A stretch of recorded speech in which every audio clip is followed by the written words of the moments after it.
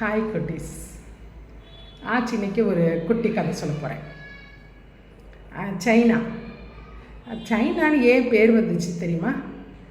சைனாவில் அங்கே பண்ணுற பட்டு இருக்குல்ல, பட்டு அம்மாலாம் பட்டு சரி கட்டுவாங்களே, அந்த மாதிரி பட்டு நூல் இருக்குல்ல, அது ரொம்ப சாஃப்டாக ரொம்ப மென்மையாக இருக்குமா அந்த சைனாவில் தயாரிக்கிற பட்டு. சரியா? அது பேர் டிசின்.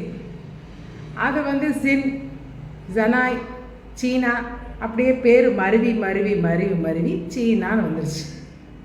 அதே மாதிரி புத்த மதம் இருக்குல்ல, புத்தர் தெரியுமில்ல, புத்த மதம். அது ஃபஸ்ட்டு சீனாவில் தான் புத்த மதம் ஸ்டார்ட் பண்ணாங்க. அப்புறம் தான் ஜப்பானுக்கு போச்சு. ஜப்பானில் அதுக்கப்புறம் ஸ்ப்ரெட் ஆகிடுச்சு. அப்புறமேட்டு புத்த மதம் எல்லா இடமும் ஸ்ப்ரெட் ஆக ஆரம்பிச்சிருச்சு. அதே மாதிரி அங்கே சைனாவில் அங்கே இருக்க புத்த துறவிகள், புத்த பிட்சுகள்னு சொல்லுவாங்க. அவங்கள பேர் என்னென்னா ஜென் குரு அப்படின்னு சொல்ல ஆரம்பிச்சிட்டாங்க. ஜென் குருமார்கள் அப்படின்னு சொல்லுவாங்க. அதில் கன்ஃபியூசஸ்ன்னு ஒருத்தர் 2000 வருஷத்துக்கு முன்னாடி, 2000 இயர்ஸ்க்கு முன்னாடி கன்ஃபியூசஸ்ன்னு ஒருத்தர் இருந்திருக்கிறார். அவர் தான் இந்த ஜென் குருவில் முதன்மையானவர். ஃபஸ்ட்டு யாருன்னா அவர் தான். அவர் சொன்ன தத்துவங்கள், பொன்மொழிகள், அறிவுரைகள் இன்னும் இத்தனை வருஷமும் அதை ஃபாலோ பண்ணிகிட்ருக்குறாங்க. ஃபாலோவர்ஸ் நிறைய பேர் படிக்கிறாங்க, நிறைய பேர் இது மாதிரி கேட்டு தெரிஞ்சுக்கிறது, அவர் சொல்கிற நல்ல விஷயங்களை எடுத்துக்கிறது. அது இன்னும் அவரோட பொன்மொழிகள், தத்துவங்களை இன்னும் எல்லாருக்கும் பரவிட்டுருக்கு. சரியா? அவர் ரொம்ப ஒரு ஏழ்மையானவர். ஒரு சின்ன குட்டி வீட்டில் தான் இருந்தார். ஆனால் என்னென்னா, அங்கே இருக்க மன்னர்கள், பிரபுக்கள், பெரிய பெரிய பணக்காரங்கள்லாம் அவங்க குழந்தைகளை இவர்கிட்ட படிக்க அனுப்புவாங்களாம். அப்படி இவர்கிட்ட படித்தவங்க மட்டும்தான் அங்கே இருக்க கவர்மெண்ட்டு, அந்த ராஜாவோட இதில் பெரிய பெரிய பதவி, பெரிய பெரிய போஸ்ட் அவங்களுக்கு தான் கொடுப்பாங்களாம். நீ படிச்சியா, கன்ஃபியூசஸ் அவர்கிட்ட போய் அந்த குருகிட்ட போய் படிச்சியா அப்படின்னு கேட்டுட்டு தான் அவங்களுக்கு பதவியே கொடுப்பாங்களாம். அந்த மாதிரி அவ்வளோ பிரெயினானவர் யார்? கன்ஃபியூசஸ்ன்ற ஜென் குரு. சரியா? ஒரு நாள் எல்லாருமே இளவரசர்கள்லாம் உட்காந்து பெரிய பெரிய ஆளுநர் பசங்கள்லாம் படிச்சுட்ருக்காங்க. அப்போ ஒரு இளவரசர் சொல்கிறாரு, குருவே, இது மாதிரி நான் படித்து முடித்தோன்னே எனக்கு ஒரு பெரிய போஸ்ட் தர போகிறாங்க, பெரிய பதவி எனக்கு கொடுக்க போகிறாங்க, அதுக்காக நீங்கள் எனக்கு ஏதாவது அறிவுரை சொல்லுங்கள் அப்படின்னு அந்த இளவரசர் கேட்குறார்.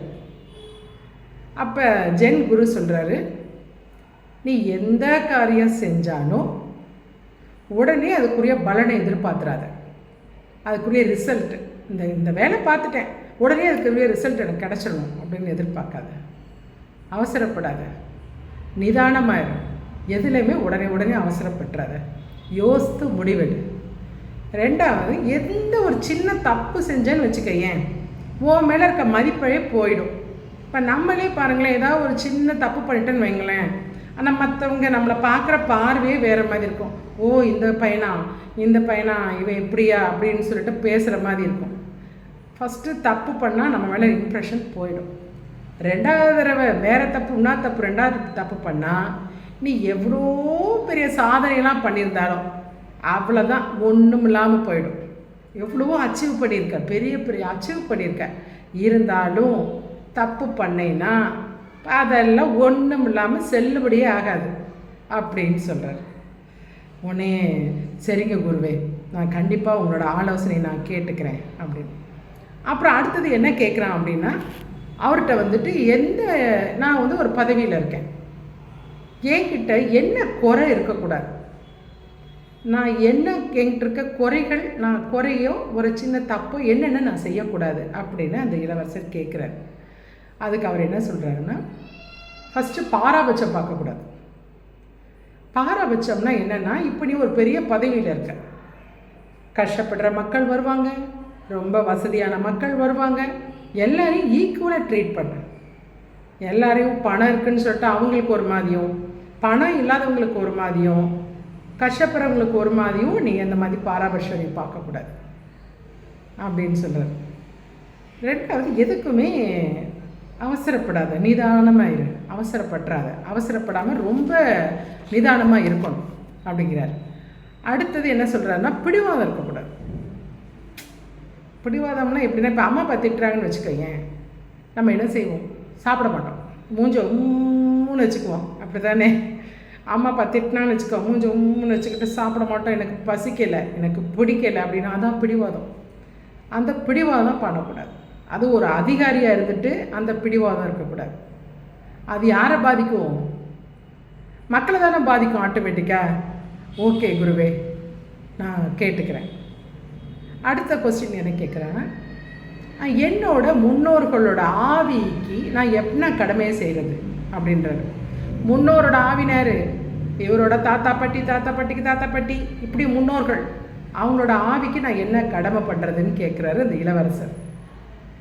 நீ என்ன பண்ணு, உயிரோடு இருக்கவங்கள பாரு, நல்லா பார்த்துக்கோ, அதுக்கப்புறம் செத்து போனவங்களை பற்றி நீ யோசிக்கலாம் அப்படின்னு சொல்கிறார். உயிரோடு இருக்கவங்களுக்கு பாரு, அம்மா அப்பா இருந்தாங்கன்னா அம்மா அப்பாவை நல்லா பார்த்துக்கோ, அம்மா அப்பாவுக்கு சாப்பாடு போடு, அம்மா அப்பாவுக்கு மரியாதை கொடு, அதுக்கப்புறம் நீ முன்னோர்களை பற்றி யோசிக்கலாம் அப்படின்னு சொல்கிறாரு. உடனே சரிங்க குருவே, நான் அப்படியே செய்கிறேன். சரிங்க குரு, நான் என்னோடய ஆட்சி நல்லபடியாக இருக்கணும்னா அதுக்கு என்ன பண்ணுறது அப்படின்னு கேட்குறாரு. அதுக்கு ஒரு 3 விஷயம் இருக்கணும். ஃபஸ்ட்டு மக்களுக்கு ஃபுட்டு, சாப்பாடு. ஃபஸ்ட்டு மக்களுக்கு சாப்பாடு. 2வது இராணுவம், மக்களுக்கு பாதுகாப்பு, இராணுவம். 3வது மக்களுக்கு அந்த கவர்மெண்ட் மேலே இருக்கிற ஒரு நம்பகத்தன்மை. நம்மளை கவர்மெண்ட் ஏமாத்தாது, நம்மளை இந்த ராஜா ஏமாற்ற மாட்டார், நம்மளை நல்லா பார்த்துக்குவாருன்ற நம்பக தன்மை முக்கியம் அப்படின்ற. உடனே சரிங்க குருவே அப்படின்னு. அப்போ இதில் எதை நான் விடுறதா இருந்தால் எதை விடுறது அப்படின்னு கேட்குறாரு இளவரசர்.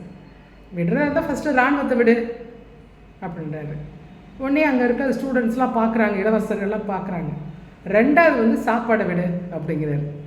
உடனே எல்லாருக்கும் சாப்பாடா குருவே, சாப்பாடு இல்லாமல் இருந்தால் எப்படி குருவே? சாப்பாடு இல்லாமல் இருந்தாலும் மக்கள்லாம் சாவாங்க தான், மக்கள் இறந்து போக ஆரம்பிப்பாங்க. ஆனால் ஒன்று, மக்கள் அழிஞ்சிட மாட்டாங்க, மக்கள் மறுபடியும் துளிருட்டு எல்லா இடமும் மக்கள் வந்துட்டு தான் இருப்பாங்க, மக்கள் மறுபடியும் பழகிடுவாங்க. ஆனால் கவர்மெண்ட் மேலே நம்பிக்கை இல்லாமல் இருக்குது பாருங்களேன், அது போச்சுன்னா எல்லாம் போச்சு அப்படிங்கிறாரு குரு. கவர்மெண்ட் மேலே மக்களுக்கு நம்பிக்கை இருக்கணும். இந்த அரசு நம்மளை ஏமாத்தாது, இந்த மன்னர் நம்மளை ஏமாற்ற மாட்டார், நம்மளை நல்லா பார்த்துக்குவாருன்னு அந்த நம்பகத்தன்மை மக்களுக்கு இருக்கணும் அப்படிங்கிறார். மீதியெல்லாம் விட்டுரு, இராணுவத்தை விட்டுரு, சாப்பாடெல்லாம் விட்டுரு, கவர்மெண்ட்டுக்கு நம்பகத்தன்மை முக்கியம் அப்படின்னு சொல்கிறார். அதை நீ காப்பாற்றணும் அப்படின்றார். உடனே இளவரசருக்கு ரொம்ப சந்தோஷமாயிடுச்சு. ஓ சரிங்க குருவே, நான் நல்லபடியாக என்னோடய பதவியை நான் நல்லபடியாக மக்களுக்காக செலவு பண்ணுவேன், நீங்கள் சொன்ன அவ்வளோ அட்வைஸ், அவ்வளோ அறிவுரை நான் கேட்டுக்குவேன்னு சொல்லிட்டு அந்த இளவரசர் சொல்லிட்டு போனார். அதே மாதிரி அவரோட ஒர்க்கை ரொம்ப அழகாக பண்ணார். இது மாதிரி நம்ம குருமார்கள் நிறைய சொல்லியிருக்காங்க. அதுமாதிரி கன்ஃபியூசஸ் நிறைய சொல்லியிருக்காரு. இது மாதிரி ஆட்சி, அதனால் ஆட்சி எப்போ உங்கள்கிட்ட நான் சொல்கிறேன்னா ஒரு சின்ன அவர் சொல்கிற சின்ன கருத்துக்களை ஆட்சி உங்ககிட்ட சொல்கிறேன். சரியா? ஓகே, ஆட்சி நாளைக்கு இன்னொரு குட்டி கதையோடு வரேன்.